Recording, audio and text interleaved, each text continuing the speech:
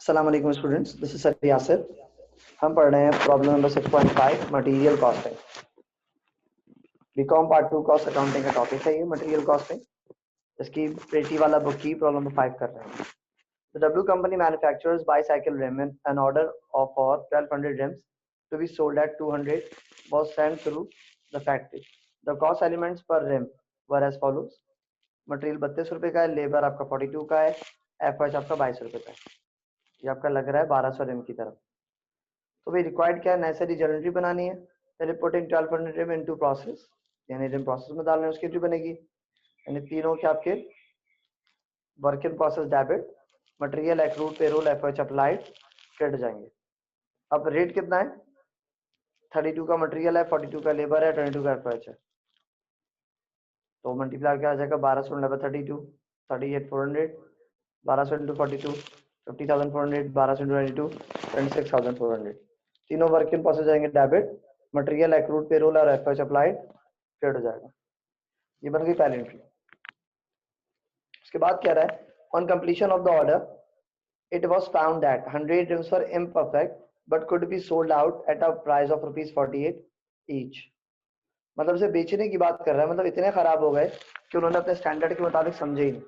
The company said to sell 100 reams to some other company which will market them under their own name.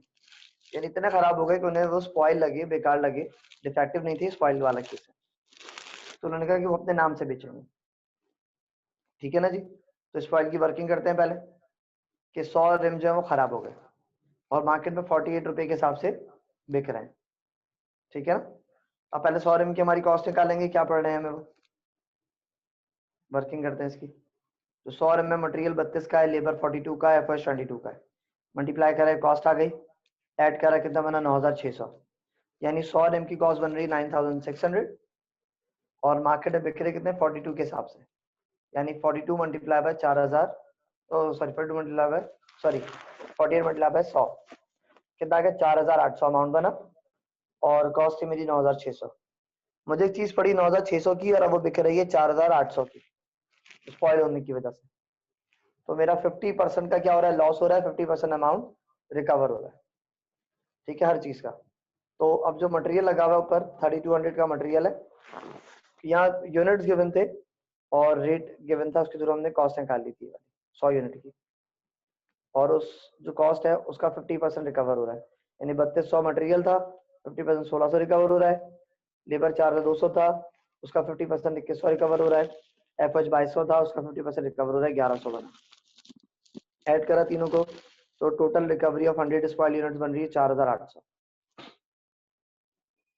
ठीक है जी, ये recovery वाली amount आ गई।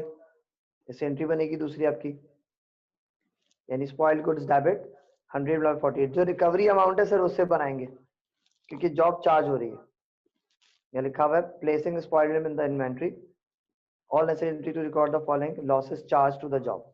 यहाँ loss charge है, loss not charge वाली कहानी यहाँ पर नहीं हो रही, लॉस चार्ज वाली बात है सर। तो लॉस चार्ज होगा तो जब रिकवरी होगी सिर्फ उसकी एंट्री बनती है कि 100 जो यूनिट है 48 के मुताबिक रिकवर हो रहे हैं, 4800 अमाउंट टोटल बन रहा है। और इसके अलावा जो यहाँ पे हमने कैलकुलेट करके निकाली नीचे वैल्यू, ये 1600, 2100, 1100, ये रिकवरी का अमाउंट है। इससे तीनों वर्क इन प्रोसेस क्या हो जाएंगे, क्रेडिट 1600, 2100 और 1100। फिर बनाएंगे फिनिश गुड्स की एंट्री। मटेरियल है 38,400, इसमें 1600 माइनस करेंगे 36,800 आ जाएगा। 5400 लेबर है, 2100 माइनस करेंगे 48,300 आ जाएगा। 26,400 इसमें से 1100 माइनस करेंगे 25,300 आ जाएगा। ये आगे finish goods debit, work in process credit. ये तीसरी एंट्री रिक्वायर्ड थी आपके पास। कंप्लीट अब क्या, प्लेसिंग स्पॉइल्ड और फिर तीसरी कंप्लीशन की एंट्री हो गई। फिर and sell for cash 1100 reams. अब 1200 रिम डाले थे प्रोडक्शन में, 100 खराब हो गए, कितने बिके 1100 बिकेंगे। सही है। मैंने उसकी वैल्यू कितनी आ रही 1100 रिम की 1,10,400, जिसमें लॉस शामिल है जो मुझे खराब होने की कॉस्ट पड़ रही थी, वो लॉस भी इसके अंदर शामिल है। ठीक है जी। अच्छा, अब उसके बाद 1100 रिम कितने के बिके, वैल्यू लिखी हुई है कि भाई 1100 रेम जो मार्केट में बिक रहे हैं 200 के हिसाब से बिक रहे हैं, तो 1100 मल्टीप्लाई बाय 200, कैश डेबिट और सेल्स क्रेडिट 2,20,000, और कॉस्ट आपकी वही होगी जो फिनिश गुड्स का अमाउंट बन रहा है 1,10,400, cost of goods sold debit finish goods credit. फिर स्पॉइल टू बिके वो कितने के बिके 48 के बिके, तो कैश डेबिट 100/48 4,800 और स्पॉइल गुड्स क्रेडिट 4,800 से, ये वाला स्पॉइल जो 4,800 था उसकी अलग एंट्री बनी है। नॉर्मली सवाल में पहली 3 एंट्री आ जाती हैं सीधी सीधी, यानी प्रोसेस की, और ये दूसरी डिफेक्टिव और नॉन डिफेक्टिव की, और तीसरी फिनिश गुड्स की। डिफेक्टिव कह रहा हूँ, लॉस चार्ज और नॉट लॉस चार्ज और लॉस नॉट चार्ज वाली भी एंट्री बन जाती है नॉर्मली, तीसरी बनती है फिनिश गुड्स की। ये 3 जो एंट्री एक्स्ट्रा आई है, यानी सेल और कॉस्ट की और स्पॉइल की। नॉर्मली सवाल में 3 एंट्री आती है ऊपर की, इस सवाल में ये 3 एंट्रीज भी आएगी। ठीक है बच्चों, ये सवाल खत्म हुआ चाहता है। ओके बच्चों, सर यासर को इजाजत दीजिए। अल्लाह हाफिज।